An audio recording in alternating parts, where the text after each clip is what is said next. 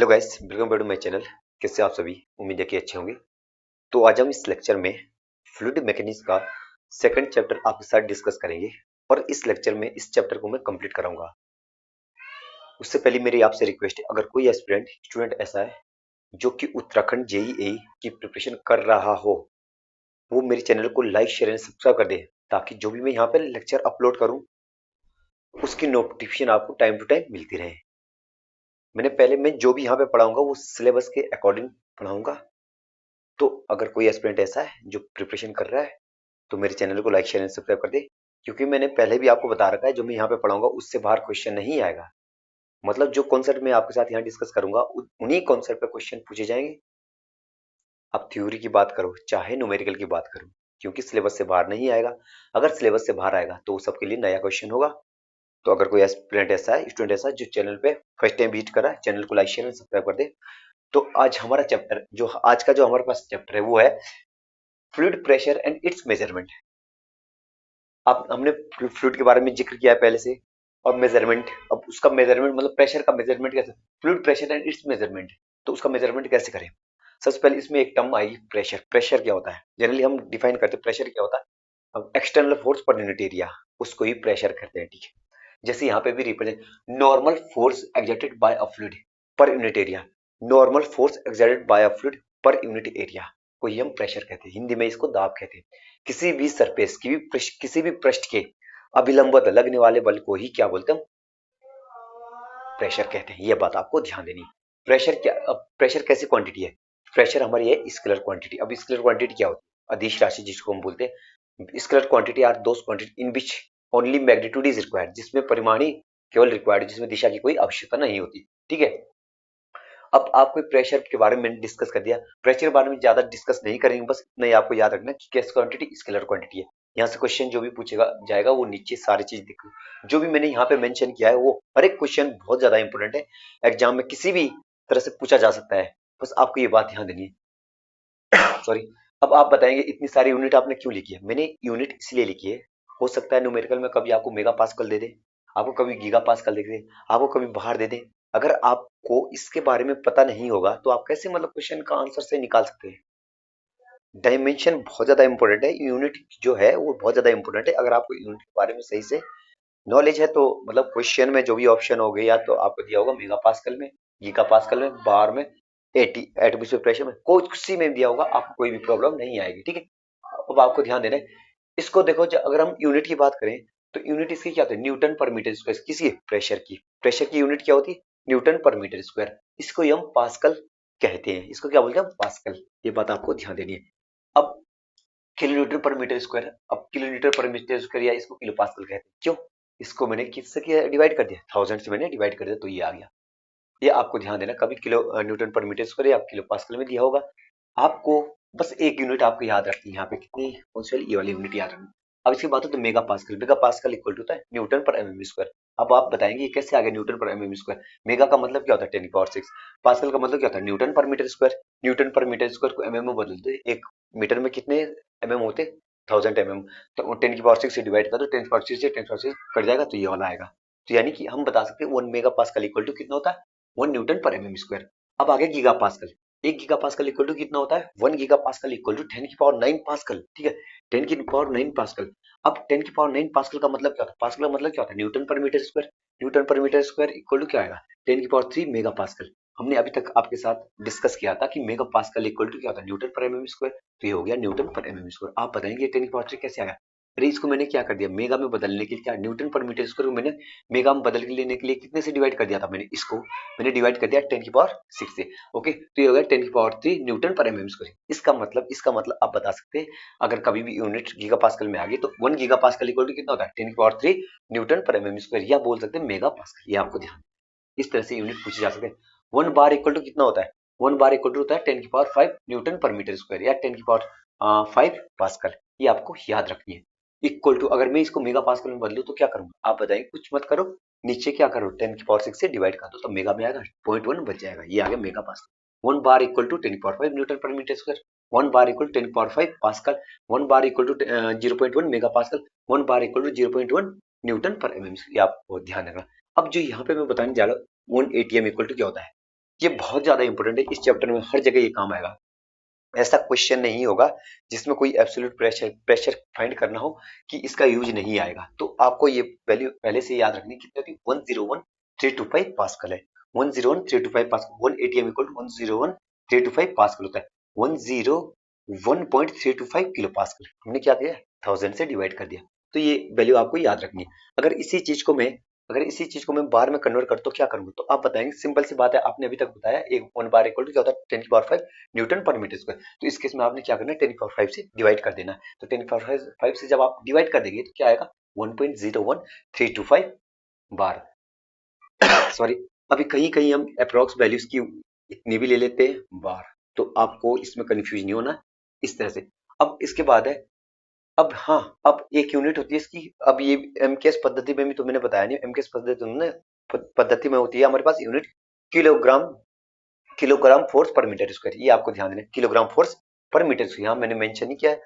आप याद रखना, एमकेएस उसमें पद्धति में क्या होता है, किलोग्राम फोर्स पर मीटर स्क्वायर है, किसकी यूनिट, प्रेशर की। अब आपको ये बताया पीएसआई क्या होती है, ये भी एक तरह से प्रेशर की यूनिट होती है, ठीक है। पाउंड पर स्क्वायर इंच, बहुत ज्यादा इंपॉर्टेंट है, आपको याद रखना, पाउंड पर स्क्वायर इंच, पाउंड्स पर स्क्वायर इंच, ठीक है, पाउंड्स पर स्क्वायर इंच है। तो आपको ये आप बताएंगे कि अभी तक तो आपने कितनी सारी यूनिट आप हमारे साथ डिस्कस की है, अब ये क्या कहाँ से आ गई, अभी इसका यूज कहाँ होता है, ठीक है। इसका यूज होता है, देखो जनरली इससे पीएसआई से हम मेजर करते हैं गैस का प्रेशर, क्या, गैस का प्रेशर। ध्यान रखना, इसका यूज करते हैं हम गैस के प्रेशर को मेजर करने के लिए। जैसे हम बोलते हैं व्हीकल के टायर होते हैं हमारे पास, टायर जैसे कार के टायर, व्हीकल के टायर, उसमें जो प्रेशर होता है उससे पीएसआई में ही हम मेजर करते हैं। किस में मेजर करते हैं, पीएसआई में। किस में मेजर करते हैं, पीएसआई में। आपको ध्यान रखना, जैसे व्हीकल के टायर में गैस है, उसको हम किस में मेजर करते हैं, प्रेशर है, उसको किस में करते हैं, पीएसआई में मेजर करते हैं। और जनरली कभी कभी पूछा जा सकता है कि जो हमारे पास कार होती है, कार में जो हमारे पास पीएसआई की वैल्यू कितनी होती है, तो आपको ध्यान देना, कार के लिए पीएसआई प्रेशर की वैल्यू कितनी होती है, 30 to 35 पीएसआई। ये कहीं भी पूछा जा सकता है आपसे क्वेश्चन, कि जो कार्स होती है हमारे पास, उसमें क्या बोलते हैं, प्रेशर की वैल्यू कितनी होती है, 30 to 35 पीएसआई। कहीं इसकी रेंज 32 से 35 की है, मतलब इसके आसपास लाई करती है, ये आपको ध्यान देना है बस। अब 1 पीएसआई इक्वल टू कितना होता है, अगर आपको पास्कल में बदलना है या न्यूटन पर मीटर स्क्वायर में बदलना है, ये कैलकुलेशन करके मैं अभी निकाल देता, लेकिन मतलब हमारे पास ज्यादा टाइम नहीं है, हमने रिवीजन कर रहे हैं, हम क्या मतलब कैलकुलेशन थोड़ी करेंगे। One one PSI equal to कितना होता है, 6894.75 पास्कल। 6894.75 पास्कल, ये याद रखना है आपको। अगर कन्वर्जन, अब आप बताएंगे ये कहाँ काम आएगा, मैं हम याद नहीं करेंगे ऐसे, ये तब काम आएगा अगर कभी आपको प्रेशर पीएसआई में दिया हो, पीएसआई में दिया हो, आपको मतलब निकालना हो, फोर्स भी दिया हो, एरिया निकालना हो, तो कैसे निकालोगे आप, पीएसआई में निकालोगे नहीं, तो इसको आपको कन्वर्ट करना पड़ेगा पास्कल में या न्यूटन पर मीटर स्क्वायर में, तभी आप निकाल सकते हैं। तो आपको ये वैल्यू याद रखनी है कि 6894.75 पास्कल है। बस ये मैंने आपके साथ डिस्कस कर दिया है, ये क्या यूनिट के बारे में जिक्र कर दिया। हाँ, एक चीज और भी यहाँ पे मैं आपको बताना चाहता हूँ, ये आपको याद रखना, 30 to 35 या 32 से 35। हाँ, इसकी डायमेंशन क्या होती है प्रेशर की, ये भी क्वेश्चन आ सकता है। डायमेंशन अब हम जानते हैं, प्रेशर इक्वल टू क्या होता है, external force by area. Force की डायमेंशन क्या होता है, ml/-2, और नीचे एरिया की क्या होगी, आप होते एल स्क्वायर। तब ऊपर जाके ये क्या हो जाएगा, आप बताएंगे, ऊपर जाके हो जाएगी ml/-1 t/-2, ये होगी किसकी डायमेंशन, ये डायमेंशन होगी आपकी प्रेशर की, ml/-1 t/-2, ml/-1 t/-2। मतलब यहाँ से जो मैंने अभी आपके साथ डिस्कस किया है, आप बताएंगे यहाँ से सर इंपॉर्टेंट क्या है, सब चीज इंपॉर्टेंट है। आप चाहे न्यूमेरिकल पॉइंट ऑफ व्यू से पूछो, मतलब सोचो, या चाहे आप थ्योरी, कभी ये पूछ दिया एकदम से 1 मार्क्स पूछा जा सकता है, कुछ भी पूछ लेंगे वो, क्योंकि अगर क्वेश्चन पेपर आसान बनी है तो आसान में ज्यादा गलतियां होने के चांस भी ज्यादा रहते हैं, ये बात आपको ध्यान देना। अब एटमॉस्फेयर प्रेशर क्या होता है, एटमॉस्फेयर प्रेशर क्या होता है, ठीक है, प्रेशर एक्सर्टेड बाय एटमॉस्फेयर, जो प्रेशर एक्सर्टेड बाय एटमॉस्फेयर को ही हम एटमॉस्फेयर प्रेशर कहते हैं, ठीक है। ध्यान रखना, pressure exerted by atmosphere is known as atmosphere pressure. जो मैं यहाँ पे पॉइंट मैंने मेंशन किया, ये बहुत ज्यादा इंपॉर्टेंट है, आपको ध्यान रखना, हर एक पॉइंट को मैं समझा रहा हूँ आपको, बस आपने ध्यान देना। Pressure exerted by atmosphere known as atmosphere pressure.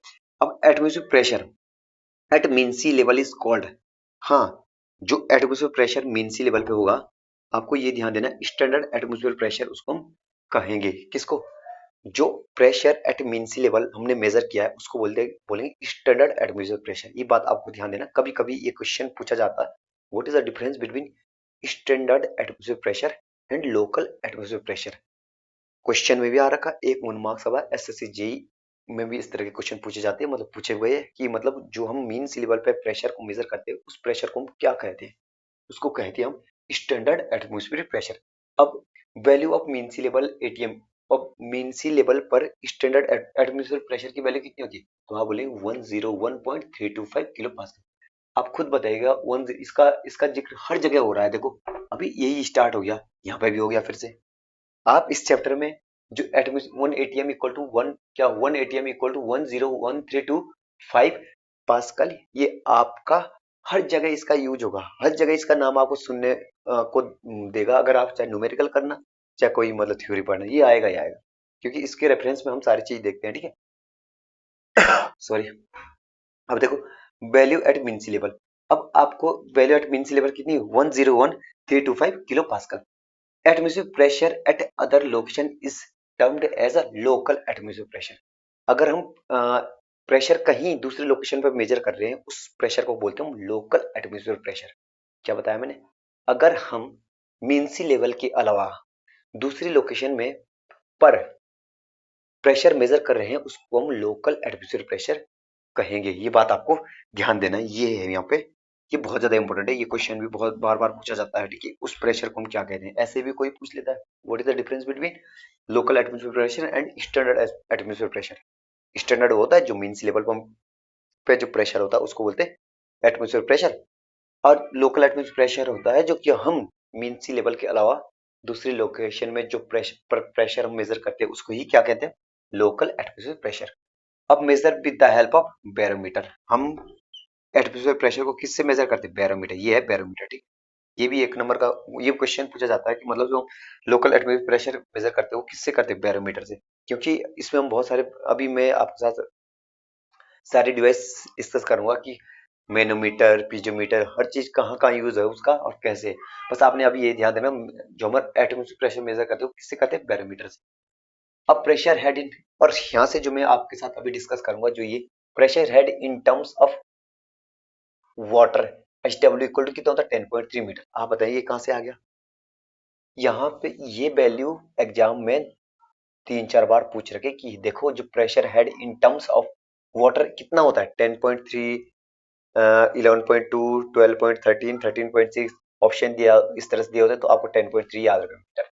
और इसी केस में अगर मैं बताया pressure head in terms of water नहीं मर्क्यूरी देखता हूँ तो 76 सेंटीमीटर। आप बताएंगे ये कैसे आ गया, आपने कैसे लिख दिया, इसको मैं समझाने की कोशिश करता हूँ कि आया कहाँ से। अभी हम एटमॉस्फेरिक प्रेशर के रेफरेंस में देखेंगे तो उस केस में कैसे करते हैं हम करते थे कि देखो अगर मैं इसको निकालूं तो कैसे निकालता, मैं किसकी बात कर रहा हूँ, मैं अभी अभी वाटर की बात कर रहा हूँ ना, जी और एच वाटर इक्वल टू कितना था, बस आपको इसके इक्वेट कर देना किसके एटमॉस्फेरिक प्रेशर 101.325, इसके इक्वल कर रखना है इसके, आपको पता है ये 1000 है, ये एक्सेलरेशन ड्यू टू ग्रेविटी कितनी है 9.81 है, यहाँ से एच डब्ल्यू इक्वल टू जो ये वैल्यू ये यहाँ पे लिख दो, जो यहाँ से कैलकुलेशन करके आएगा वो यहाँ पे कितना 10.3 मीटर आ जाएगा। आपको ये बात ध्यान देनी, सॉरी। और सिमिलरली आपने क्या करना है, सिमिलरली आपने किसके मर्क्यूरी के लिए निकालना है, यहाँ पे क्या हो जाएगा बस चेंज ये आएगा कि डेंसिटी आएगी मर्क्यूरी की 13,600, ठीक है। 13.6 स्पेसिफिक ग्रेविटी है, इंटू 1000 से मल्टीप्लाई कर दे 13,600 आ जाएगी डेंसिटी, और जी की वैल्यू 9.81 हो तो constant acceleration due to gravity H mercury आ जाएगा आपके पास, क्या जो हमने लिखा है निकाला है 76 सेंटीमीटर, 76 सेंटीमीटर, ठीक है। ये बात आपको ध्यान देना है। अब इसके बाद है एब्सोल्यूट प्रेशर। एब्सोल्यूट प्रेशर क्या होता है इसको भी समझो जरा। Absolute pressure, pressure measured with respect to to absolute zero, जो प्रेशर हम एब्सोल्यूट जीरो के रिस्पेक्ट में मेजर करते हैं उसको बोलते हैं absolute pressure. It is termed as actual pressure, इसको हम एक्चुअल प्रेशर भी कहते हैं, ठीक है। Absolute pressure at mean sea level कितना होता है 10132.5, 32.5, इतना मैंने क्या बताया था, हर जगह देखो मैंने अभी तक कितनी डेफिनेशन दी है, हर जगह इसका जिक्र हो रहा है, मतलब हर जगह इसका नाम तो आ ही रहा है कि एटमॉस्फेरिक प्रेशर, इसकी वैल्यू मतलब इसकी वैल्यू आ रही है कि 101.325 kilo pascal. Mean sea level पे कितना होता है absolute pressure 101.325 kilo pascal. It is measured with the help of, ये वेरी वेरी इंपॉर्टेंट है, ठीक है, एनेरॉइड बैरोमीटर, इसको हम एनेरॉइड बैरोमीटर से मेजर करते हैं किसको, एब्सोल्यूट प्रेशर। और एब्सोल्यूट प्रेशर कभी भी नेगेटिव नहीं होता है, ये बात आपको ध्यान देनी है, यहाँ पे मैंने मेंशन किया पॉइंट याद रखना आपको, ठीक है। तो देखो जरा ये सारे क्वेश्चन है, ये सारे क्वेश्चन है जो मैंने यहाँ पे मेंशन किए, ये सिलेक्टेड सारे पॉइंट है, इससे बाहर अगर मतलब एटमॉस्फेरिक प्रेशर के बारे में कुछ पूछेगा इससे बाहर नहीं आएगा, एब्सोल्यूट प्रेशर के बारे में पूछेगा तो इससे बाहर नहीं आएगा। हाँ, रिलेशन अब जब इसके बाद में आपको डिस्कस करूंगा आप बताएंगे, ये तो आपने बता दिया एटमॉस्फेरिक प्रेशर के बारे में कि इससे बाहर से आएगा नहीं, अगर एटमॉस्फेरिक के बारे में आएगा तो इतना ही आएगा, ये भी मतलब एब्सोल्यूट प्रेशर के बारे में आएगा तो इतना ही आएगा। लेकिन अगर रिलेशन रिलेशन भी तो आ सकती है, उसके बारे में जिक्र करूंगा, उसके बारे में डिस्कस करूंगा, आप टेंशन मत लीजिएगा। इसके बाद जो भी मैं डिस्कस करूंगा वो इनके बीच रिलेशन क्या है, वहां से भी क्वेश्चन पूछे जाते हैं, वो मैं आपके साथ डिस्कस करूंगा क्वेश्चन क्या होते हैं।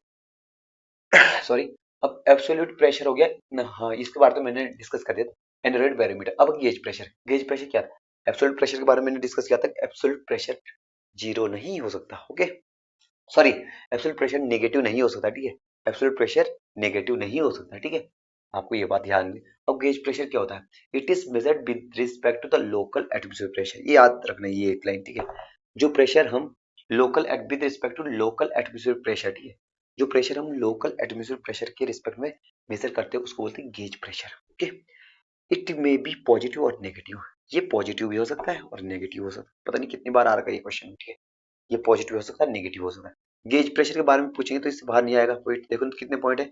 अब आपको ध्यान रखना, अगर नेगेटिव प्रेशर को ही हम क्या बोलते हैं, also termed as vacuum pressure, बिल्कुल सही बात है।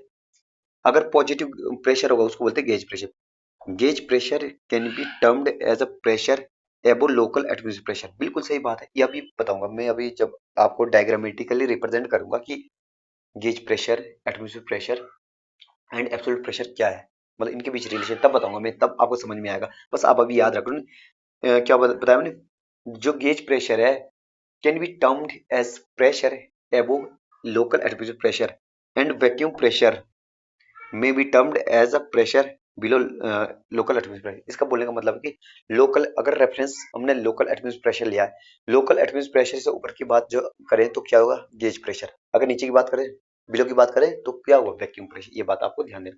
तो मैंने इस स्लाइड में आपके साथ ये डिस्कस कर दिया है। अब इसके बाद देखते हैं कि इसके बाद में इसके बीच रिलेशन हम बताता हूँ आपको, बस वो रिलेशन आपको याद रखना है।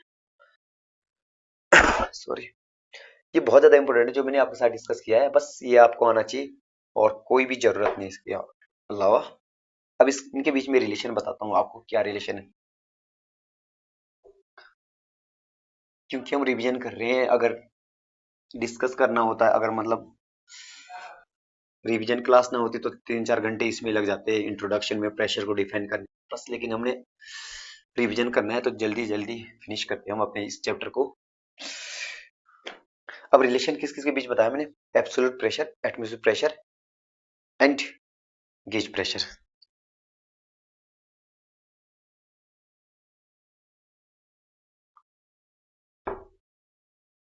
मैंने एक ये लाइन ड्रॉ कर दी यहाँ पे, बस आप समझना, यहाँ से न्यूमेरिकल आ सकता है और रिलेशन, यहाँ से क्वेश्चन जो मैं अभी आपको बता रहा हूँ यहाँ से क्वेश्चन आएगा, एक क्वेश्चन 100% आएगा, जो मैं अभी बता रहा हूँ 2 मिनट 3 मिनट के अंदर मैं बताऊंगा वो वहां से आएगा। ये जो लाइन है इसको बोलते हैं absolute zero, absolute zero, okay, ये है एब्सोल्यूट जीरो, ओके। थोड़ा सा मैं पानी पी लेता हूँ एक बार।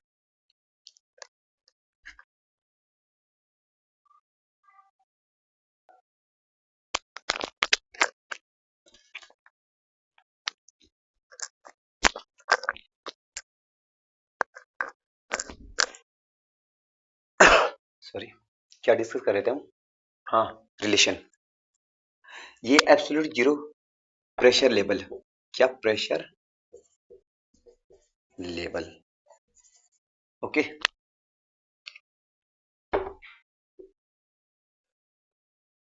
एक लाइन मैंने ये ड्रॉ कर दी, इसको बोलते हैं local atmospheric level, local atmosphere pressure, जिसकी वैल्यू अभी तक हमने आपके साथ डिस्कस भी की थी पास्कल, इसका वैल्यू यहाँ पे लोकल एटमोस्फेयर प्रेशर है ATM, okay. Local atmosphere pressure level है, ठीक है, 10132.5 पॉइंट कितना 10132.5 पास्कल, ये आपको ध्यान देना है। अब इसके ऊपर जो अब ध्यान देना है, जो भी मैंने डेफिनेशन बताई वो सारी चीज यहाँ पे आपको समझ में आ जाएगी। अब देखो आप बताओ ये क्या है, एब्सोल्यूट जीरो प्रेशर लेवल। इसका मतलब यहाँ पे मतलब जो एब्सोल्यूट प्रेशर जीरो लेवल है, ठीक है।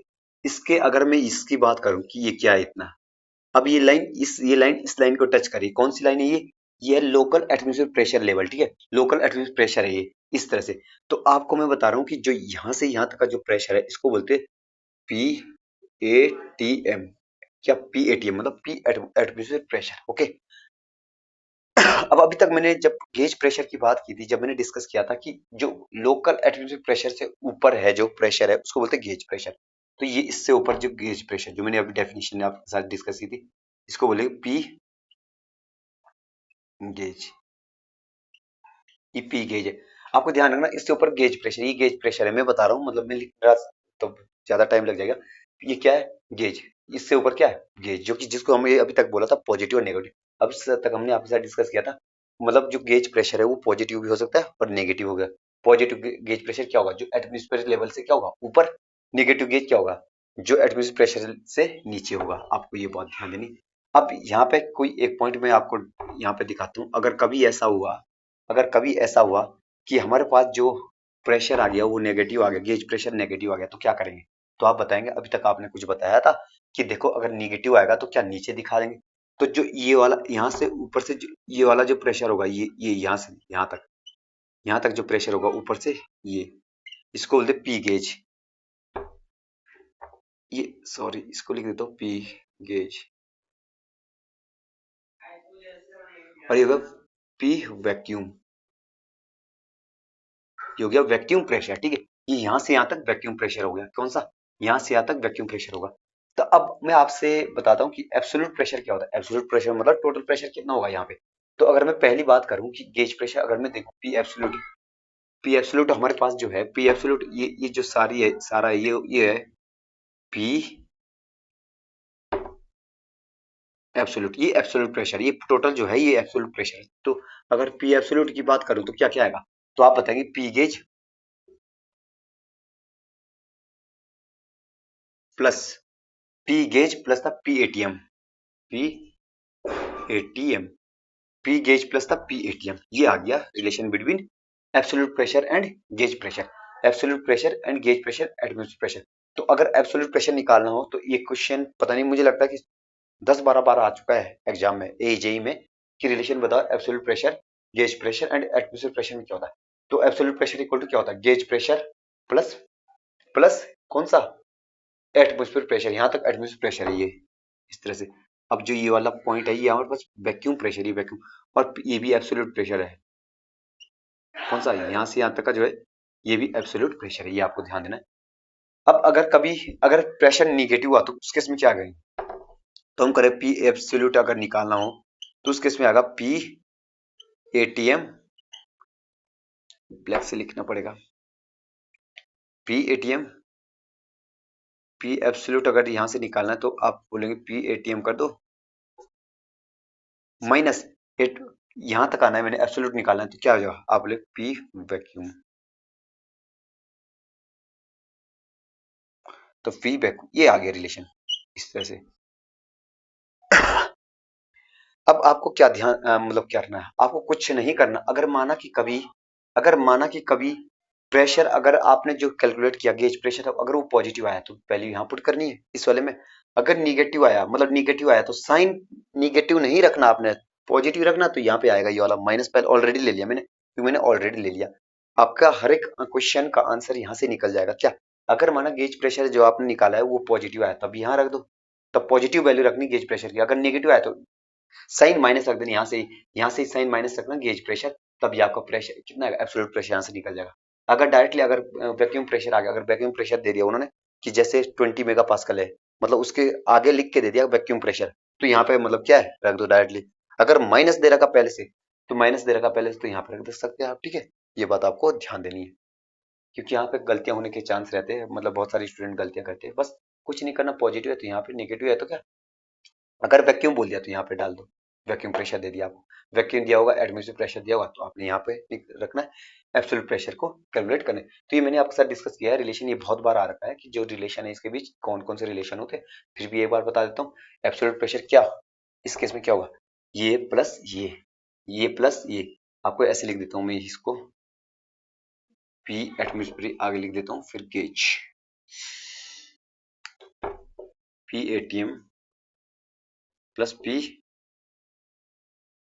Gauge, P gauge. तो ये इस तरह से मैंने आपके साथ लिख लिया। अगर माना कि ये एब्सोल्यूट प्रेशर देगा, वो कब आएगा? अगर निगेटिव प्रेशर होगा, तो उस केस में ये वाला फॉर्मूला आपको लगाना है, तो आप कैलकुलेट कर सकते हैं। तो ये मैंने आपके साथ डिस्कस कर दिया और आगे देखेंगे नेक्स्ट स्लाइड में।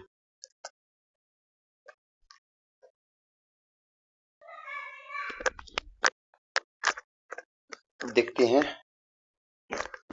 क्या pressure at a point and it's variation with depth. Depth के साथ साथ वेरिएशन एट डेप्थ, ठीक है। डेप्थ के साथ साथ जो हमारे पास प्रेशर है वो किस तरह से वेरी करते हैं। अब इसमें क्या है कि अगर मैं कोई, सबसे पहले ये समझिएगा, फ्लूइड अगर कोई स्टैटिक फ्लूइड है, उसमें मैं कोई एक पॉइंट कंसीडर करूं, तो एक स्टैटिक फ्लूइड है, स्टैटिक फ्लूइड में उस पॉइंट पर हर एक डायरेक्शन में प्रेशर क्या होगा? सेम होगा। उसको ही बोलते हैं, मतलब हम, अगर हमने ये बात, एक तो आपको ध्यान देना है कि अगर, लेकिन हमारे पास प्रेशर, वो फ्लूइड क्या होना चाहिए? स्टैटिक होना चाहिए, ठीक है। फ्लूइड अगर स्टैटिक है तो कोई भी पॉइंट कंसीडर कर लो फ्लूइड के अंदर है, तो हर एक डायरेक्शन में जो हमारे पास प्रेशर होगा वो सेम होगा, ठीक है, फ्लूइड स्टैटिक के केस में। तो यहाँ पे एक बात आप ध्यान दो, मैंने क्या किया है कि देखो यहाँ पे मैंने, जैसे मैंने एक प्रोफाइल कंसीडर की है यहाँ पे क्या है, एक एक पॉइंट ले लिया ए, और ऊपर का फ्री सरफेस है। फ्री सरफेस का मतलब क्या होता है? वो सरफेस जो कि एटमॉस्फेयर के कांटेक्ट में हो। अब एच डेप्थ नीचे, एच डेप्थ नीचे में प्रेशर देख का वेरिएशन देखता हूँ कि ए पॉइंट पे जो प्रेशर का वेरिएशन होगा वो कैसे होगा, लीनियर होगा, पैराबोलिक होगा, किसी भी किस तरह का होगा वो देखेंगे हम, ठीक है। लेकिन यहाँ पे मैं इसका प्रूफ नहीं बताऊंगा, प्रूफ बताऊंगा तो फिर से टाइम लग जाएगा, प्रूफ नहीं बताऊंगा, बस डायरेक्टली मैंने इसका एक्सप्रेशन लिखा है। जो हमारा डीपी बाई डी एच होता है इक्वल टू रोज होता है, unit weight of fluid. Rho g मतलब यूनिट वेट ऑफ फ्लूइड, ठीक है। Pressure gradient with respect to depth is constant. Depth is very very very very important. जो pressure gradient होता है हमारे पास, डेप्थ के साथ क्या होता है? कांस्टेंट होता है, ठीक है। Pressure gradient with respect to depth क्या होता है? कांस्टेंट, अगर फ्लूइड हमारे पास स्टैटिक है, ठीक है। इस केस में ये बात आपको ध्यान देने, ये क्वेश्चन भी आ सकता है कि प्रेशर ग्रेडियंट किस gradient with respect to depth क्या होता है? कांस्टेंट होता है या वेरी करता है, तो ये आपको ध्यान रखना कांस्टेंट रहता है, ठीक है। अब ये किस केस की बात कर रहा हूँ? मैं इनकम्प्रेसिबल फ्लूइड की बात कर रहा हूँ, इनकम्प्रेसिबल फ्लूइड की बात कर रहा हूँ। आप बताएंगे इनकम्प्रेसिबल फ्लूइड क्या होते हैं? इनकम्प्रेसिबल फ्लूइड वो फ्लूइड होते हैं, इनकम्प्रेसिबल फ्लूइड वो फ्लूइड होते हैं जिनमें पॉलीमेट्रिक चेंज नहीं होता, जिसमें डेंसिटी कांस्टेंट होती है, इनकम्प्रेसिबल फ्लूइड, जैसे वाटर। यहाँ में मैं अभी जिक्र कर रहा हूँ अभी वाटर का, ठीक है। हम जो वाटर को नियर अबाउट क्या करते हैं? इनकम्प्रेसिबल कंसीडर करते हैं, ठीक है। उसमें जो कंप्रेसिबिलिटी होती है बहुत नेग्लिजिबल होती है, तो यानी कि इनकम्प्रेसिबल फ्लूइड है, ठीक है। तो आपको ध्यान देना, ये केस जो मैं आपका डिस्कस कर रहा हूँ इस साइड है, ये इनकम्प्रेसिबल का केस है। तो इस केस में आप बताओ कि DP by D H equal to the rho G. अब आप क्या करोगे अगर इसको सॉल्व करते हो, ये कितना आएगा? रो जी एच। आप बताएंगे कैसे आगे, आपने डायरेक्ट कैसे लिख दिया? 16 में ये बताता हूँ, डीपी इक्वल टू मैं लिख सकता हूँ रो जी डी एच। आप बताएंगे बिल्कुल लिख सकते हैं, दोनों तरफ इंटीग्रेशन कर दो, दोनों तरफ इंटीग्रेशन कर दो तो क्या आएगा? P equal to rho G H आएगा। ये रो जी एच आ गया, यही क्या है आपका? Gauge pressure. इस पॉइंट पे प्रेशर आ गया आपका कितना? रो जी एच। अब आप बताएंगे, अगर मैं आपसे एक क्वेश्चन पूछूं, ये रो जी एच आ गया, आपसे मैं एक क्वेश्चन पूछूं कि एक पर्टिकुलर फ्लूइड के लिए रो क्या होगा? कांस्टेंट। जी भी क्या होगा? एक्सेलरेशन ड्यू टू कांस्टेंट है, तो यानी कि पी जो प्रेशर है वो डायरेक्टली प्रोपोर्शनल है एच के ना, डेप्थ के। एच क्या होगा? डेप्थ है, ये एच क्या है? डेप्थ है। आप चाहे इसको डी लिख लो, चल रहने दो, एच ही लिख दो। एच अभी क्या है? डेप्थ। मैं बार बार बता रहा हूँ, अगर मैं हाइट की बात करूं, अब मैं एक दो क्वेश्चन आपसे पूछूंगा कि जो कि कंफ्यूजन क्रिएट करते हैं। देखो, अब आप बताओ कि अगर pressure is directly proportional to H है, आप खुद बताओ तो वेरिएशन कैसा होगा? पावर क्या है? 1 है। वाई इक्वल टू, ये तो बिल्कुल क्या है? एम एक्स, एम एक्स वाली लाइन की है। पावर कितनी है? 1 है। और एम की वैल्यू यहाँ पे क्या है? स्लोप कितना है? आप बोलेंगे स्लोप कितना है? 1 है, यानी 45 डिग्री। जो हमारे पास वेरिएशन होगा वो लीनियरली वेरी करेगा। यानी कि अगर प्रेशर की बात करें, इसमें अगर मैं डिस्ट्रीब्यूशन देखूं यहाँ पे प्रेशर का, तो किस तरह से होगा? आप बताएंगे इस तरह से लीनियरली वेरी करेगा, ठीक है। ये लीनियरली वेरी करेगा, आपको ये बात ध्यान देनी है, ठीक है।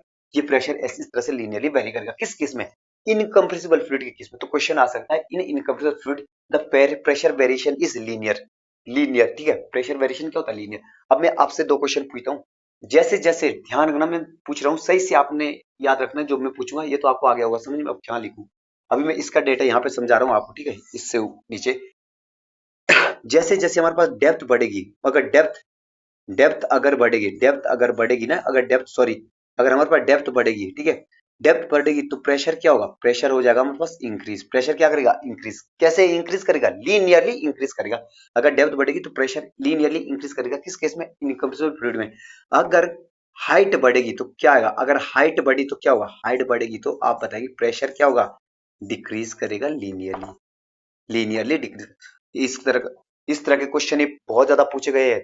बताऊं क्या होता है, स्टूडेंट क्या सोचते हैं, उन्हें एक ही चीज मतलब दिमाग में रहती है, मतलब रटी हुई होती है कि अगर डेप्थ हाइट बढ़ती है तो उस केस में प्रेशर क्या होता है, लीनियरली बढ़ता है। लेकिन क्वेश्चन को सही से पढ़ना है। अगर उसने डेप्थ बताया तो उस केस में क्या होता है, प्रेशर हमारा लीनियरली क्या होता है, इंक्रीज करता है डेप्थ के साथ साथ। लेकिन अगर हाइट बोला, हाइट के साथ साथ क्या होता है, प्रेशर डिक्रीज करता है लीनियरली। अगर मैं हाइट की, अगर डेप्थ की बात करूं तो मैं क्या करूंगा, ये मैं ऊपर से देख रहा हूँ ना, ऊपर से देख रहा हूँ नीचे, नीचे की ओर, वो है डेप्थ। इससे अगर मैं सरफेस इस पॉइंट ए से ऊपर जाऊंगा तो क्या होगा, हाइट। जैसे जैसे मैं ऊपर जा रहा हूँ तो प्रेशर डिक्रीज नहीं कर रहा लीनियरली।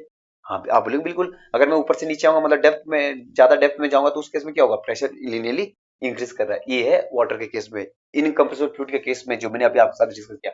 अब दूसरी बात है, ये चीज आपको ध्यान देना है, यहाँ से दो तीन क्वेश्चन हो गए यहाँ पे। एक तो आएगा लीनियरली, कि जो इनकम्प्रेसिबल फ्लूइड है उसमें प्रेशर का डिस्ट्रीब्यूशन कैसा होता है, लीनियर वेरी करता है। अगर अगर डेप्थ बढ़ी तो लीनियरली क्या करता है, इंक्रीज करता है। अगर हाइट बढ़ी तो क्या होगा, लीनियरली डिक्रीज करता है। ये बात आपको ध्यान देना है।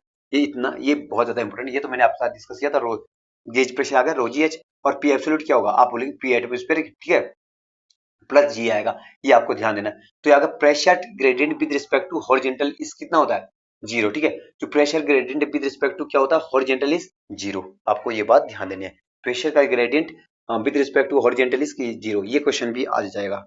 मतलब ये क्वेश्चन पूछा गया है शायद पहले ना, पर लेकिन आएगा ही आएगा पक्का। कि मतलब ये बताओ कि कंप्यूटर फ्लूइड में जो प्रेशर ग्रेडियंट है विद रिस्पेक्ट टू हॉरिजॉन्टल क्या होता है, जीरो। तो प्रेशर ग्रेडियंट मैंने यहाँ पे जीरो लिख लिया। इसका मतलब P इक्वल टू सी का मतलब क्या, प्रेशर कांस्टेंट रहेगा। ये आप बताएंगे फिर से ये कैसे आ गया, आपने तो डायरेक्ट लिख दिया, कोई दिक्कत नहीं। पी क्या हो गया, हाँ sorry, zero into D x, दोनों तरफ इंटीग्रेशन कर दो तो आएगा पी इक्वल टू कॉन्स्टेंट आ जाएगा, ठीक है, कॉन्स्टेंट आ जाएगा इसका, ठीक है। यानी कि pressure gradient with respect to horizontal is constant होता है। ये क्वेश्चन भी आ सकता है, ये क्वेश्चन भी आ सकता है। Pressure gradient with respect to, sorry, pressure gradient with respect to horizontal plane क्या होता है, जीरो। प्रेशर ग्रेडियंट जीरो होता है। इसका मतलब क्या कि प्रेशर क्या होता है, कांस्टेंट होता है। हॉरिजॉन्टल प्लेन में जो प्रेशर होता है वो कांस्टेंट होता है। अब बात ध्यान देनी जो मैं बताऊंगा बहुत ज्यादा इंपॉर्टेंट है, गलतियां नहीं होगी यहीं से। अब अगर अगर यहाँ से आपके कॉन्सेप्ट बन गए तो आगे जब आप न्यूमेरिकल करोगे तो आपको कोई प्रॉब्लम नहीं आएगी। अब मेरी बात ध्यान देना, हमने अब तक क्या बताया कि प्रेशर जो ना एक हॉरिजॉन्टल प्लेन में, अगर मैं कोई एक यहाँ पे हॉरिजॉन्टल प्लेन हूं तो हर पॉइंट पे क्या होगा, प्रेशर क्या होगा, हॉरिजॉन्टल प्लेन में सेम होगा। किस केस में, अगर फ्लूइड क्या होगा, सेम होगा। अगर फ्लूइड सेम होगा, फिर से बता रहा हूं, अगर फ्लूइड सेम होगा तो हॉरिजॉन्टल प्लेन में जो प्रेशर होगा वो सेम होगा। अगर फ्लूइड चेंज हो गया ना तो हॉरिजॉन्टल प्लेन में क्या होगा, प्रेशर क्या होगा, चेंज हो जाएगा, क्योंकि डेंसिटी चेंज हो जाएगी। उस केस में हॉरिजॉन्टल प्लेन में जो प्रेशर होगा वो चेंज हो जाएगा। बस आपने याद रखना, अगर कि कोई भी मतलब कि कोई भी दो बीकर में मतलब आपके पास लिक्विड है, सॉरी फ्लूइड है, ठीक है, और वो सेम फ्लूइड से इंटरकनेक्टेड है, तो जिस पॉइंट से उससे मतलब कि सेम फ्लूइड से इंटरकनेक्टेड है उन दो पॉइंटों पे जो प्रेशर होगा वो सेम होगा, ठीक है। क्यों, क्योंकि वो दोनों सेम फ्लूइड से इंटरकनेक्टेड है, ठीक है। अब यहाँ पे क्या होगा, हॉरिजॉन्टल प्लेन में कब होगा सेम प्रेशर, जब फ्लूइड क्या होगा, सिंगल होगा, जब सेम फ्लूइड होगा, जब सेम, अगर फ्लूइड चेंज हो जाएगा ना तो वो क्या हो जाएगा, चेंज हो जाएगा हॉरिजॉन्टल प्रेशर। ये बात आपको ध्यान देना है। जैसे मैं यहाँ पे आपको दिखा रहा हूँ, मैंने देखो, pressure does not vary in horizontal plane, ठीक है। और इसने बोला कि doesn't vary in horizontal plane, बिल्कुल सही बात है, हॉरिजॉन्टल प्लेन में वरी नहीं करता। यहाँ से बताओ कितने क्वेश्चन बन गए, 6-7 क्वेश्चन बन गया अगर आपने सही से सुना है ये, ठीक है। प्रेशर, अब देखो ना, आपको मैं एग्जांपल से समझाता हूँ, बस आपने ध्यान देना, एक beaker A, beaker B, beaker C है, ठीक है। अब क्या है कि इसका एरिया कुछ अलग है, इसका एरिया कुछ अलग है। इसका एरिया मैंने मान लिया A1, इसका एरिया A2 है, इसका एरिया A3 है, मतलब सेम ये एरिया, ठीक है, सॉरी A3 है, ओके। अब क्या है कि अगर मैं हर पॉइंट पे देखूं कि पॉइंट ए बी सी एक सेम हॉरिजॉन्टल प्लेन पे है तो pressure P A equal P B equal P C बिल्कुल होगा, होगा, बिल्कुल होगा। लेकिन एक बात आपको ध्यान देना है, अगर ये तीनों पॉइंट है ना सेम फ्लूइड से कनेक्टेड है, ये जो फ्लूइड है ये सेम है, इसकी जो डेंसिटी हुई रो रो रो हर जगह मतलब सेम, मतलब एक ही फ्लूइड है, तो यानी कि इसमें जो हॉरिजॉन्टल प्लेन में जो हमारा प्रेशर होगा वो सेम होगा। अब आपको ध्यान देना, अगर प्रेशर फोर्स की बात करें तो हम जानते हैं प्रेशर फोर्स इक्वल टू क्या होता है, प्रेशर फोर्स इक्वल टू होता है प्रेशर इनटू एरिया। तो यार प्रेशर, अब आपको ये ध्यान देना कि ये बराबर क्यों हुआ, क्योंकि हमारे पास पता हो कि जो हमारे जो प्रेशर होता है क्रॉस सेक्शन पे डिपेंड नहीं करता, ये बात आपको ध्यान देना। अब इस केस में क्या होगा, प्रेशर फोर्स किस में डिपेंड करा, एरिया पे डिपेंड करा, तो हम बता नहीं सकते। देखो इसका इस पे फोर्स कुछ और, इस पे फोर्स कुछ और, इस पॉइंट पे कुछ और, इन तीनों पॉइंट पे फोर्स अलग अलग होगा अगर एरिया अलग अलग हुआ, क्योंकि मैंने यहाँ मेंशन कर दिया एरिया अलग अलग, अगर एरिया सेम हो गया तो ये बराबर ही हो सकता है, तो ये बात आपको ध्यान देना है। फोर्स डिपेंड कर रहा है एरिया पे तो ये अलग अलग होगा, ये बात आपको हाँ। अभी बहुत ज्यादा इंपॉर्टेंट है, अगला पॉइंट है वेरी वेरी इंपॉर्टेंट, इसको मैं प्रूव नहीं करूंगा, आपको ये ध्यान देना है। Pressure variation in a compressible fluid, जैसे गैस हो गया, ठीक है, एक्सपोनेंशियल होता है, ये क्वेश्चन पता नहीं कितनी बार पूछा गया, ये आपको ध्यान देना। जो गैस में जो प्रेशर वेरिएशन होता है वो क्या होता है, एक्सपोनेंशियल होता है, एक्सपोनेंशियल की मतलब होता है ई की पावर में समथिंग, ठीक है। तो P equal to P not था E cos G H T by R T, G क्या था एक्सीलरेशन ड्यू टू ग्रेविटी, और एच क्या आता है डेप्थ, जो मैंने डेप्थ दिखाई थी, ठीक है। अब आर टी क्या होता है, हम जानते हैं पी वी इक्वल टू क्या होता है एन आर टी, ठीक है। अब इस केस में आपको अगर मैं P B equal to N R T, अगर मैं यहाँ से रो की value, sorry P B equal to rho R T sorry rho R T, ठीक है। अगर मैं रो की वैल्यू निकालता ना तो रो की वैल्यू क्या आता है पी बटे इस तरह से rho equal to P equal to R T, तो ये आर टी मतलब यहाँ पे पुट कर दी, यहाँ से मतलब कैलकुलेशन करके जो ये वाला यहाँ पे पुट कर दी रो की वैल्यू, ये तभी आ गया, इसको सॉल्व करके इंटीग्रेशन करके ये आ जाएगा। बस आपने ये ध्यान रखना, pressure variation in a compressible fluid, compressible मतलब जो मतलब वॉल्यूमेट्रिक चेंज शो करते हैं जिसमें डेंसिटी कांस्टेंट नहीं होती, उसमें जो वेरिएशन होता है वो क्या होता है exponential, very very very very important, आपको ये बात ध्यान देनी है। अब इसके बाद देखते हैं हम प्रेशर इज अप्लाइड, अब देखो ना पास्कल लॉ, सॉरी अब देखते हैं पास्कल लॉ, ये है कंप्रेसिबल फ्लूइड, ये इनकंप्रेसिबल फ्लूइड, ध्यान रखना कंप्रेसिबल फ्लूइड में क्या था वेरिएशन कैसा था लीनियर, इनकंप्रेसिबल में सॉरी इनकंप्रेसिबल में वेरिएशन कैसा था, ये इनकंप्रेसिबल है वाटर है इधर का, इनकंप्रेसिबल वेरिएशन कैसा था आप बोलेंगे लीनियर, और कंप्रेसिबल जैसे एयर है मतलब गैस है, गैस के केस में क्या होता है एक्सपोनेंशियल, ये बात आपको ध्यान देनी। जैसे अब देखो ना पास्कल लॉ क्या होता है, पास्कल लॉ क्या होता है, इट स्टेट दैट, देखो पहले डेफिनेशन को पढ़ते, it state that if pressure is applied to a confined fluid, ठीक है, अगर if pressure is applied to a confined fluid it increase the pressure throughout by the same amount, इसने ये बोला अगर प्रेशर इंक्रीज सॉरी अगर हम क्या करते हैं pressure applied, it is that pressure is applied to अगर हम प्रेशर अप्लाई करते हैं इस कॉन्फाइंड फ्लूइड पे तो क्या होता है प्रेशर इंक्रीज कर सेम अमाउंट से इंक्रीज करता through out by the same amount, ठीक है। मतलब हर पॉइंट पे जो भी प्रेशर इंक्रीज होगा वो सेम होगा, ठीक है, ये सेम होगा, ये बात आपको ध्यान देनी। अब देख तो मैं आपको समझाता हूँ ये सारी चीज, जैसे मैंने यहाँ पे बता दिया डेप्थ, इसकी बात ध्यान रखना ये आपको। अब इसके अगर मैं ये एग्जांपल में कहाँ से समझाऊं इसको, थोड़ा मैं एग्जांपल से समझाता हूँ जरा। और इसके एग्जांपल क्या होगा, जैसे हाइड्रोलिक क्रेन हो गया, हाइड्रोलिक लिफ्ट हो गया, इस तरह के मतलब हाइड्रोलिक जैक हो गया, ठीक है, जिससे हम मतलब गाड़ियों को भी क्या करते हैं लिफ्ट करते हैं। अब इसको मैं हाँ यहाँ पे समझा देता हूँ इसको। अब देखो जरा यहाँ समझ जाना, अब क्या है कि देखो मैंने क्या ले लिया, ये हो गया प्लंजर, ये हो गया प्लंजर, ठीक, और ये का रैम जिससे हम ऊपर लिफ्ट करते हैं, ठीक है। अब क्या है कि यहाँ से मैं फोर्स लगा रहा हूँ, माना कि यहाँ से मैं फोर्स लगा रहा हूँ, मैंने कोई चीज उठानी है यहाँ पे, ठीक है। तो क्या पास्कल लॉ के जो एडवांटेज है, देखो अगर मैं कोई चीज मतलब कोई भी एग्जांपल लेके मैं देखो अगर मैं कम लोड लगा के ज्यादा लोड को उठा सकता हूँ तो क्या है पास्कल लॉ की क्या होता है एडवांटेज है। अब पास्कल लॉ में ये तो नहीं होगा कि अगर मैं मतलब कि अप्लाई कर रहा हूँ 500 न्यूटन का और उठा रहा हूँ मैं 5 न्यूटन का, ये क्या हुआ, ये तो फिर एडवांटेज नहीं है। इसको फिर हम क्यों पढ़ रहे हैं, इसको हम इसलिए पढ़ रहे हैं कि देखो हमने फोर्स लगाया था, मतलब जो हमने फोर्स लगा कम लगाया था और डेवलप कितना हुआ ज्यादा हुआ। मतलब जैसे मैं एग्जांपल से आपको समझाता हूँ, देखो इस केस में क्या करना है कि अगर पॉइंट ए और पॉइंट बी कंसीडर किया, इसका मतलब क्या है कि हर पॉइंट ये क्या होगा कि एक हॉरिजॉन्टल प्लेन में और सेम फ्लूइड से कनेक्टेड है, उस केस में क्या pressure at A equal to pressure at B है, ठीक है, pressure at A equal to pressure at B है। तो मैं आपको मानता हूँ, माना कि इसका डायमीटर क्या होगा यहाँ पे 20 mm का है, ठीक है, 20 mm का, और इस पे जो वेट लग रहा है वो कितना 4000 न्यूटन 4000 न्यूटन का है, और इसका डायमीटर मानता हूँ मैं 80 mm। आपको कुछ समझाना चाहता हूँ मैं एग्जांपल से, क्योंकि ऐसे टाइम नहीं है लेकिन जल्दी जल्दी समझो। प्रेशर एट ए को मैं क्या लिख सकता हूँ एफ ए बट्टी एरिया एट ए, एरिया यहाँ का एरिया को मैं स्मॉल ए से रिप्रेजेंट करूंगा, ठीक है।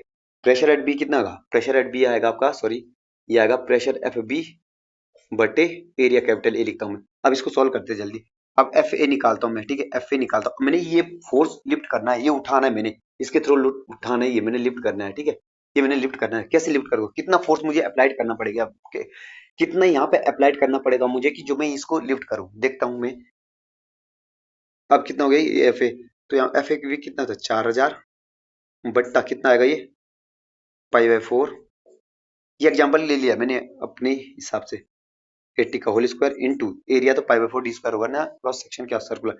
अभी यहाँ पे कितना आएगा आपका, ए है था, हाँ ए पाई बाई 4 20 का होल स्क्वायर। अब इसको सॉल्व करते हैं। अगर इसको हम सॉल्व करते हैं, ये कट गया। अब ये 20 चौके 80, 20 चौके 80 और पावर है तो 4, 4 की पावर कितनी हुई 16, ये कट गया कितना, ये आ गया 16 बार, 16 बार कट गया ये सारा, ठीक है। जब 16 16 का भाग दे दो 400 में, कितने बार जाएगा, सिंपल से काट दो। 16 का भाग 400 में देखो, 16 चौके 16 दूना 32, 32 16 पंजे 80, कितना 5 कितना 250 देखो जरा, 16 दूना 32, ठीक है, 32 बचे 8 जीरो और 16 पंजे 80 और एक जीरो बच गया 250, ठीक है। तो ये आ गया 250 न्यूटन। आप खुद बताओ, आप खुद देख रहे हैं हमने कितना लिफ्ट करना था, 4000 न्यूटन, और इसको उठाने के लिए मुझे कितना अप्लाई करना पड़ा, 250 न्यूटन, जो मैंने एग्जांपल है। देखो तो ये इसका एडवांटेज। अगर हमें भारी कोई कम लोड में हमें ज्यादा चीज मतलब लोड को उठाना है तो क्या है, Pascal's law is very important. जैसे हम गाड़ियों को क्या करते हैं, हाइड्रोलिक जैक के थ्रू क्या करते हैं, लिफ्ट करते हैं, ठीक है। तो उस इस यही इसका मतलब अगर एग्जांपल की बात करें, जैसे हाइड्रोलिक हो गया, हाइड्रोलिक जैक हो गया, ठीक है, लिफ्ट में हो गया, ठीक है, ये सारी चीज आपको ध्यान देना है। तो मैंने लगाया कितना 250 और उठाया कितना 4000, सोचो जरा 4000 न्यूटन। आपको तो यही है पास्कल लॉ के एडवांटेज, ठीक है।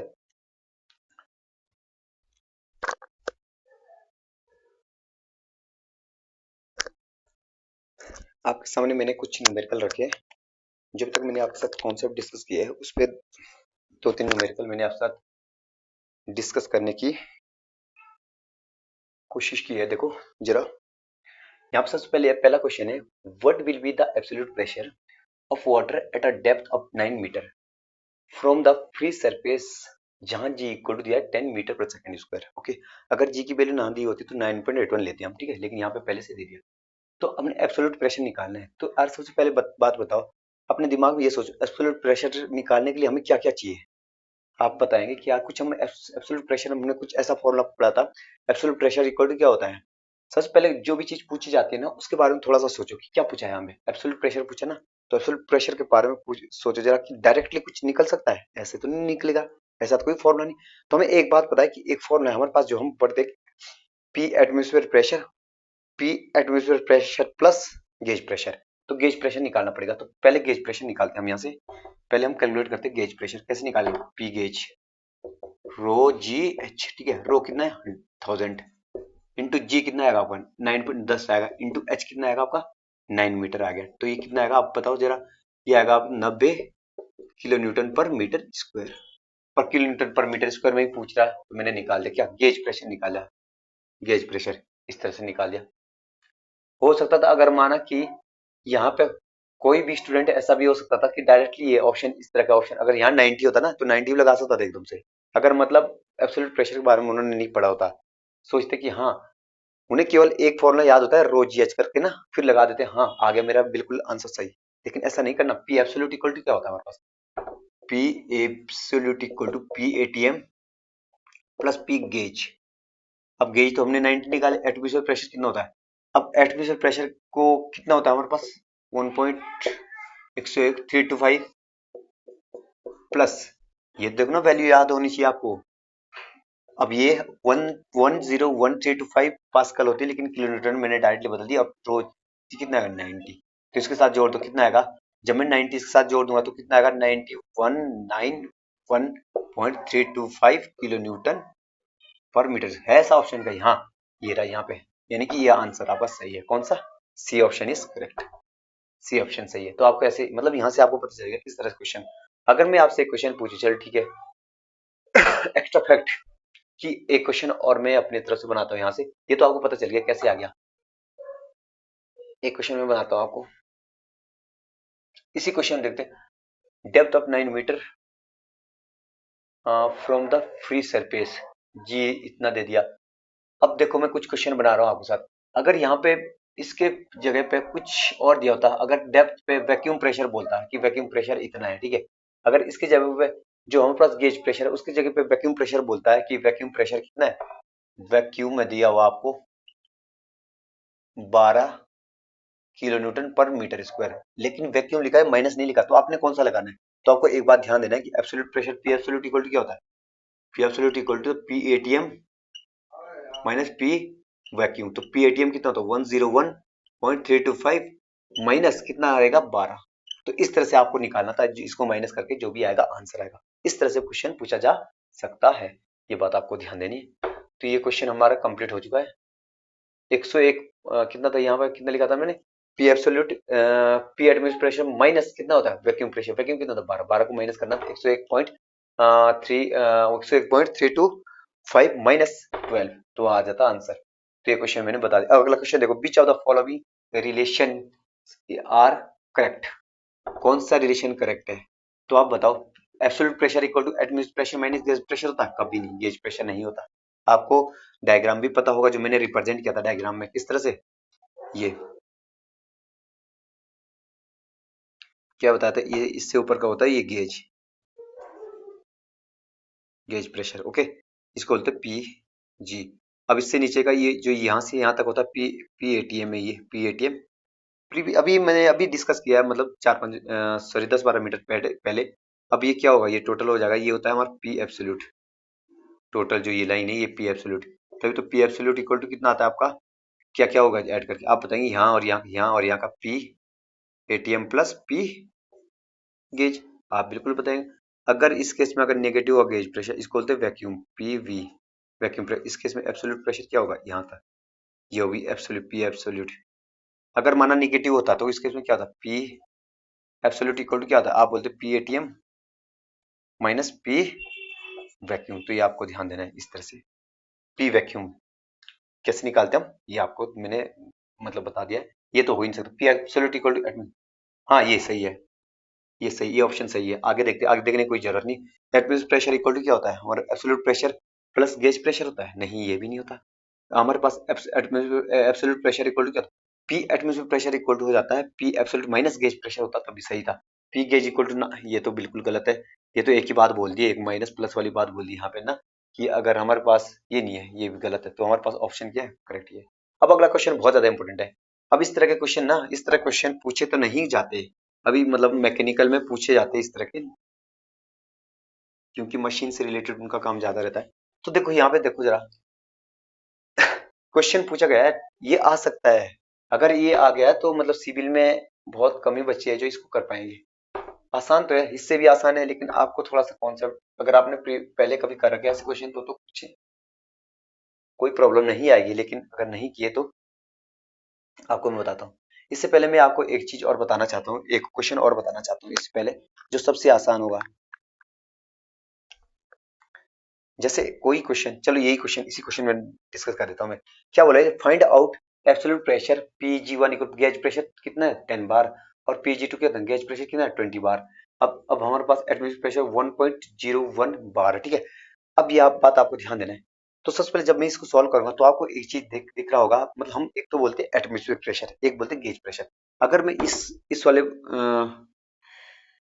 बॉक्स को कंसीडर करो, अभी ये वाला बॉक्स देखो, तो इसके लिए एटमॉस्फेरिक प्रेशर क्या होगा, आप बताएंगे। एटमॉस्फेरिक प्रेशर इसके लिए होगा जो इसके बाउंड्री से बाहर है, बाहर होगा। ये इसकी बाउंड्री क्या है, ये वाली है ना, तो इसके बाउंड्री से जो बाहर का प्रेशर होगा वो एटमॉस्फेरिक प्रेशर होगा। आपको देखो जस्ट इसके बाहर वाला कौन सा है, तो आप बोलेंगे P1, तो इसके लिए एटमॉस्फेरिक प्रेशर क्या होगा P1, और गेज प्रेशर क्या है P2।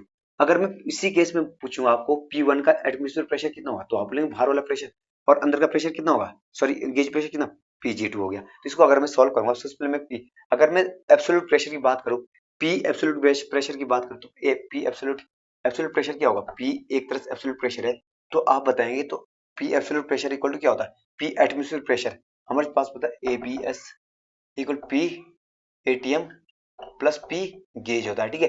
तो आप बताओ, अगर मैं पी के लिए निकालूं एब्सोल्यूट प्रेशर, आपको पता है कि पी एब्सोल्यूट क्या है, पी, अभी देख लो अंदर का बॉक्स को देख रहा हूं मैं, जो ये बना हुआ है, ठीक है। अंदर किसमें एब्सोल्यूट प्रेशर क्या होगा, पी, ओके। एब्सोल्यूट प्रेशर होगा P equal to P ATM, atmospheric pressure इसके लिए क्या होगा, आप बताइए। जो बाहर दिख रहा है इसके अलावा जो पी वन प्लस, और गेज प्रेशर क्या होता है Pg1, इक्वेशन 1 मान लो। अब मैं क्या करूंगा, अब पी उसमें देखता हूँ किसमें, P1 में। अब P1 में देखता हूँ इस केस में क्या होगा, P1 के किसके लिए क्या होगा, आप बताएंगे। इसके लिए तो ये आ गया, और P1 के लिए क्या होगा, इस बड़े वाले के लिए क्या होगा, बाहर वाला हो जाएगा, ठीक है। अगर मैं P1 को देखो तो P1 इक्वल टू कितना आएगा, आप बताएंगे पी एटीएम। इसके लिए एटमॉस्फेरिक प्रेशर क्या होता है, पी एटीएम, जो दिख रहा है बाहर लिखा हो पी एटीएम प्लस Pg2, अब इसको सॉल्व करते हैं। देखो अब P1 निकालना हमने, P1 इक्वल, सबसे पहले इस क्वेश्चन सॉल्व करता। P1 equal to P atmospheric pressure कितना होता है 1.01 बार दिया हुआ है, प्लस Pg2 कितना है, Pg2 आपके पास 20 है, तो कितना आएगा, आप बोलेंगे 21.01 बार। बिल्कुल सही बात है, P1 आ गया, यहाँ से P1 आ गया इतना, यानी कि P1 एब्सोल्यूट इतना आ गया। अब मैंने क्या बताया था कि जो अंदर का P है, इसके लिए जो हमारे पास अंदर के लिए P के लिए क्या होगा, हमारे पास जो अंदर का P है उसके लिए एटमॉस्फेरिक प्रेशर क्या बन जाएगा, उसके लिए एटमॉस्फेरिक प्रेशर ये बन जाएगा, जो जबकि मैंने यहाँ पे लिखा है, इसका वैल्यू इस क्वेश्चन 1 में डाल दो, ठीक है। P इक्वल टू कितना आएगा, आप बताएंगे P1 इक्वल टू कितना है 21.01 बार है, प्लस Pg2 कितना है, G1 की वैल्यू सॉरी कितनी है 10, तो 10 ऐड कर दो, क्या हुआ आपका, ये हो जाएगा आपका 31.01 बार। ओके, तो आ गया आंसर, तो पी पे आ गया। इस तरह क्वेश्चन पूछे जा सकते हैं, ये बहुत ज्यादा इंपॉर्टेंट है, इसमें करना भी कुछ नहीं है और टाइम भी, इसमें टाइम भी बच जाता है। बस हो सकता है कि इस तरह क्वेश्चन पूछे जा, मतलब अलग से अगर क्वेश्चन पूछे तो इस तरह का क्वेश्चन पूछे, तो ये आपको आना चाहिए। मैं फिर से बता रहा हूँ किस तरह से किया मैंने, एक बार मैं फिर से आपको इसी को ही समझाता हूँ, लेकिन आंसर तो आ गया हमारा, ठीक है। ऑप्शन ऑप्शन तो मैंने इसमें नहीं दिए थे, तो आपको ध्यान देना है, इस तरह से ऑप्शन दे देगा वो, एकदम से देगा।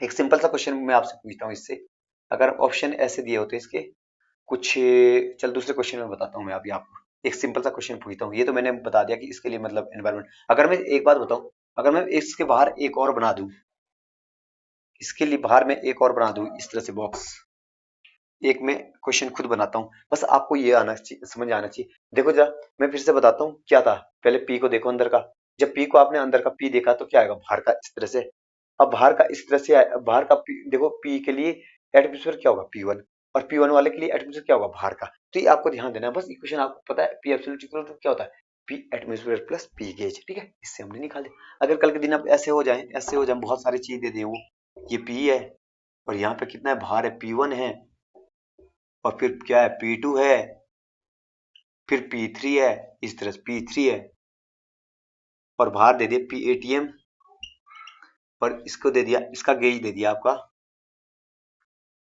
G1, और ये G2 और G3 और G4, ठीक है, G4। तो आपको क्या करना है, सेम करना है, कुछ नहीं करना है, एक इक्वेशन यहाँ से बनानी, इसके लिए एटमॉस्फेयर क्या होगा, अगर हम P इक्वल टू तो P1 plus P2, P1 plus P2, इसके लिए क्या होगा एटमॉस्फेयर, अगर हम बताऊं तो P इक्वल टू क्या था P1 प्लस G1, ठीक है, इसके लिए क्या होगा P1 के लिए P2 प्लस था G2, इसके लिए क्या होगा P3 प्लस G3। तो इस तरह से आपको इसको सॉल्व करना है। थोड़ा पानी पी लेता हूँ मैं जरा।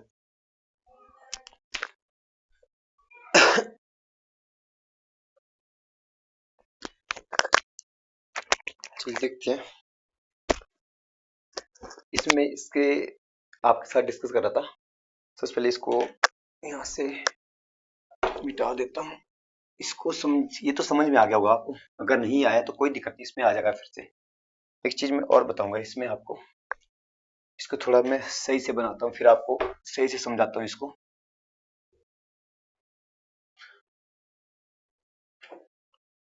अगर आपको ऐसा दे दे तो इस तरह से, ये कोई आपको पॉइंट पी दे दे, और ये हो गया आपका G1, ये हो गया आपका G1। अब इसके ये जो, अब दूसरा दे दिया आपको इस तरह से P2, इसका दे दिया हमारे पास गेज प्रेशर दे दिया G2, ओके, इसका गेज प्रेशर दे दिया G2। अब एक और है, ये हो गया आपका G3, ये क्वेश्चन है, ये मैं क्वेश्चन बना रहा हूँ, ऐसे भी आ सकता है। ये हो गया आपका, अगर मैं इसका बोलूँ गेज प्रेशर कितना होगा तो ये होगा G3, और बाहर वाले का बताता हूँ, बनाता हूँ अब मैं डायरेक्टली इस तरह से, बाहर वाले का कितना होगा, अगर मैं बोलूँ बाहर वाले का, ये G4 हो जाएगा, इनकी भी फिनिश हो गई इसमें से। तो देखो जरा, ये इतना आ गया, ये G4 है, ये गेज कितना है, चौथा, ये तीसरा, ये दूसरा, ये पहला है। अब इसने बताया कि इस तरह से दिया हुआ है G1 G2, मैं अपने हिसाब से क्वेश्चन बना रहा हूँ, ठीक है। अब आपको दे दी G1 की वैल्यू दे दी 5 बार, और G2 की वैल्यू दे दी आपको, G1 की वैल्यू दे दी 5 बार, और G2 की वैल्यू दे दी आपको 10 बार। कुछ भी मैं अपने हिसाब से ले रहा हूँ, G3 की वैल्यू 15 बार दे दी, G4 की वैल्यू दे दी 20 बार। मैं खुद ले रहा हूं, मतलब खुद से आपको समझाने के लिए। अब ये भार इसके लिए क्या होता है, एटमॉस्फेयर, पीएटीएम हो जाएगा, ये हो गया पीएटीएम, ठीक है। ये एटमॉस्फेयर हो जाएगा यहाँ पे पीएटीएम, ये पीएटीएम होगा, ये तो भार एटमॉस्फेयर प्रेशर लगेगा इसके लिए। तो आप खुद बताओ, मैंने आपसे समझाया था पी के लिए एटमॉस्फेयर कौन सा होगा, जस्ट इसके भार वाला। और जस्ट इसके भार वाले के लिए एटमॉस्फेयर क्या होगा, जस्ट इसके भार वाला। जस्ट इसके भार वाले के लिए क्या होगा, जस्ट इसके भार वाला। जस्ट इसके भार वाला क्या होता है, जस्ट इसके भार वाला। मैं समझा रहा हूँ। मैंने क्या किया कि देखो, जो इसके भार के लिए जो इसका एटमॉस्फेयर होगा P1 का, P का एटमॉस्फेयर होगा, उसको मैंने दे दिया नाम P1, ठीक है। और जो P1 का एटमॉस्फेयर होगा उसको मैंने दे दिया नाम P2, ठीक है। P1 P2, और जो P2 का एटमॉस्फेयर होगा वो उसका नाम दे दिया मैंने P3, ठीक है। और जो अब ये तो क्या है, और इसका एटमॉस्फेयर क्या होगा, P4 मानता, लेकिन P ये पहले दे रखा है एटमॉस्फेयर प्रेशर है, बाहर का एटमॉस्फेयर प्रेशर है। तो इसने बताया फाइंड, इस तरह से फाइंड फाइंड एब्सोल्यूट प्रेशर, बहुत ज्यादा important, absolute pressure, find absolute pressure. अगर ये क्वेश्चन आ गया ना, तो कुछ स्टूडेंट इसको सॉल्व कर सकते हैं। मैकेनिकल जिन्होंने पहले कर रखा वो तो जल्दी कर देंगे, जिन्होंने आज तक इस तरह के क्वेश्चन नहीं किए तो उन्हें टाइम लगेगा, और मतलब ये स्किप भी करना पड़ेगा उन्हें, जब हम कभी किया ही नहीं उन्होंने। तो आपको यहाँ ध्यान देना है। इसका मैं डायरेक्टली भी आंसर बता सकता हूँ कितना आएगा आंसर, वो कैसे, वो मैं अभी बताऊंगा। एक बात बताओ, सबसे पहले मैं अंदर से स्टार्ट करता हूँ। पी के लिए एटमॉस्फेयर क्या होगा, पी के लिए एटमॉस्फेयर क्या होगा आपका, पी के लिए एटमॉस्फेयर होगा, आप बताएंगे इसके बाहर और पी। हम जानते हैं, सबसे पहले मैं फॉर्मूला लिखता हूँ, एब्सोल्यूट इक्वल टू क्या होता है आपका, पी एब्सोल्यूट इक्वल टू आता है P ATM plus P gauge. बिल्कुल सही बात है। तो एब्सोल्यूट इसके लिए, एब्सोल्यूट तो अंदर का होगा ना पी, इसके लिए जो अंदर का बॉक्स है अभी इसके लिए देख रहा हूँ, ठीक है। पी इक्वल टू कितना आया, तो आप बोले पी एटमॉस्फेयर, पी एटमॉस्फेयर इसके लिए क्या होगा P1 प्लस था, और इसके लिए जो गेज प्रेशर कितना G1, ठीक है। ये इक्वेशन 1 मान लो। और सिमिलरली P1 के लिए कितना होगा, P1 के लिए आपका होगा एटमॉस्फेयर बाहर का होगा, जस्ट इसके बाहर का। P1 के लिए एटमॉस्फेयर क्या होगा, जस्ट इसके बाहर का। आप खुद बताओ, आपने बताओ क्या करना है, एक कुछ भी ध्यान रखना कि जिसका पूछ, अभी मैं पी का पूछा ना मैंने, आप बताएं पी का पूछा, तो एब्सोल्यूट होगा वो जो खुद ही है पी, ठीक है। अब इसका जो एटमॉस्फेरिक प्रेशर होगा, इसका जस्ट बाहर वाला होगा, इस बॉक्स से बाहर, क्या जस्ट जो आपको दिख रहा है, वैसे तो बहुत सारे दिख रहे हैं और भी, लेकिन जस्ट जो बाहर दिख रहा है कितना P1, तो ये P1 आ गया, ठीक है। ये आ गया आपका कहाँ, हाँ ये P1 लिख लिया मैंने P1, और गेज क्या हुआ G1। अब P2 के, अब ऐसे ही P1 के लिए एटमॉस्फेयर क्या होगा, आप बोलेंगे जस्ट बाहर वाला P2 आ गया, तो P2 आ गया। और गेज क्या होगा इसका, तो आप बताएंगे गेज इसका होगा ये वाला G2 प्लस था G2, इक्वेशन 2। और इसी तरह से अगर मैं P2 के लिए पता करूं, तो P2 के लिए क्या होगा, भार P3 प्लस था गेज G3, ये इक्वेशन 3 मान लो।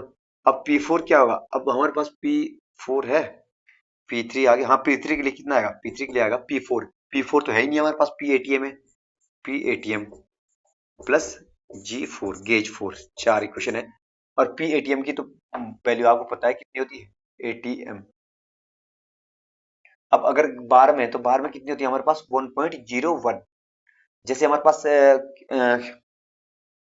न्यूटन पर मीटर स्क्वायर, पास्कल में कितनी होती है, 101.325 pascal.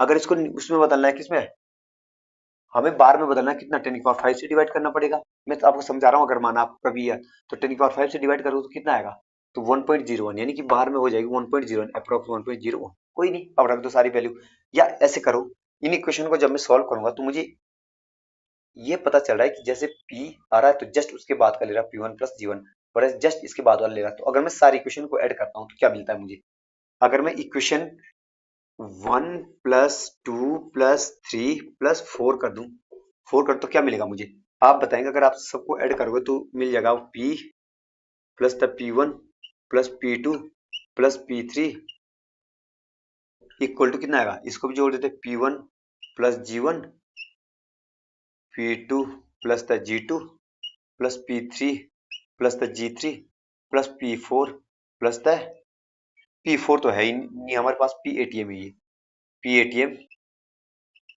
PATM plus the G4, ठीक है, PATM प्लस G4। अब आप खुद बताओ, इस P plus the P1 plus P2 plus P3, ये P3 होगा, बस आप समझ जाना, भावनाओं को समझना आप, ठीक है। ये P3 हो गया, इक्वल टू कितना आएगा, इसको मैं ऐसे लिख रहा हूँ P1 plus P2 plus P3 plus अब कितना का G1 प्लस था G2 प्लस था G3 प्लस G4, ये G4 आ गया।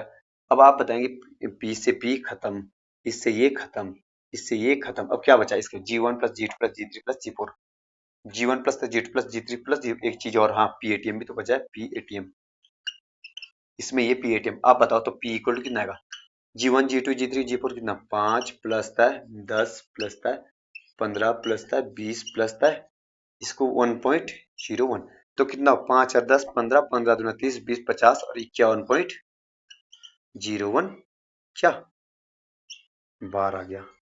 इस तरह से सॉल्व करने, इस तरह क्वेश्चन। देखो चाहे क्वेश्चन कैसा बना, आपको कोई भी प्रॉब्लम नहीं आएगी, आप सारे क्वेश्चन क्रैक कर दोगे। तभी मेरी आपसे रिक्वेस्ट है, अगर कोई एस्पिरेंट ऐसा है जो चैनल पर फर्स्ट टाइम है तो लाइक शेयर एंड सब्सक्राइब कर दे, ताकि इस तरह के क्वेश्चन और इस तरह के लेक्चर आपसे मिस ना हो, क्योंकि अगर एग्जाम में ये आ गए तो आप नहीं कर पाओगे। अब मैं डायरेक्ट आंसर मतलब आपको मैं बताता हूँ, पेन ना पेपर उठाने की जरूरत नहीं पड़ेगी आपको, पेन ना पेपर कैसे करते हैं इसका आंसर देखो, बिना पेन पेपर के करेंगे हम इसका सॉल्यूशन। देखो क्या था, G1 कितना था, G1 G2 G3 G4, यहाँ पे कितने 1 2 3 4, सबको ऐड कर दो पहले, सबको ऐड 5 10 15 15 30 और 30 और 50 50 हो गया, उसके साथ एटीएम वाला जोड़ दो, एडमिशन प्रेशर 51.01, मतलब पेन उठाने की जरूरत भी नहीं है, जो मैंने कैलकुलेशन की तो मैं समझा रहा था आपको ना। लेकिन आप बिना अब चाहे 20 लगा दे तो 20, आप 20 के गेज को ऐड करना है और उसके बाद क्या एडमिनिस्ट्रेटिव प्रेशर को ऐड कर देना, ठीक है। अब ये बात आपको ध्यान देनी है, और मैंने आपके साथ ये डिस्कस कर दिया। अगर इस पर क्वेश्चन आए तो आपको कोई भी प्रॉब्लम नहीं आनी चाहिए। पी एब्सोल्यूट निकला है, कौन सा पी पे, ठीक है। तो इस सेशन को मैं यहीं पे एंड करता हूँ। अगर कोई स्टूडेंट ऐसा है जो फर्स्ट टाइम चैनल पे विजिट करा, चैनल को लाइक शेयर एंड सब्सक्राइब कर दे, ताकि इस तरह के लेक्चर आपसे मिस ना हो। आप अगर मेरे से ऐड हो जाएंगे, ज्वाइन हो जाएंगे, तो आपको चाहे क्वेश्चन कैसा ही भी आए, आप क्वेश्चन का सॉल्यूशन कर ही लोगे, चाहे न्यूमेरिकल हो चाहे थ्योरेटिकल ओरिएंटेड हो। मैं सिलेबस से बाहर नहीं जाऊंगा, और जितना सिलेबस उतना मैं कंप्लीट कराऊंगा। अब आप खुद सोचिएगा एग्जामिनर कहाँ से पूछेगा, जब इस तरह के क्वेश्चन हर क्वेश्चन में मतलब कवर करूंगा, तो चाहे कहीं से पूछे, अगर नया क्वेश्चन पूछ लिया तो सबके लिए नया होगा। ये बात आपको ध्यान दें। तो इस सेशन को मैं यहीं पर एंड करता हूँ। Thank you.